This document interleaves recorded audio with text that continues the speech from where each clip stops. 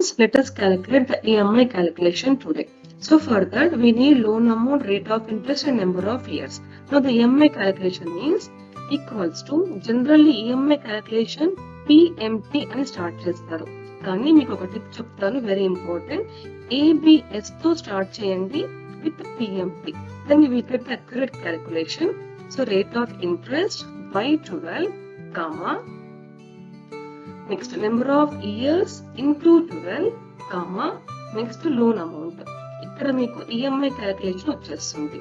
Next total amount అడిగారు అనుకోండి, total interest, then the EMI calculation equals to EMI calculation into 24.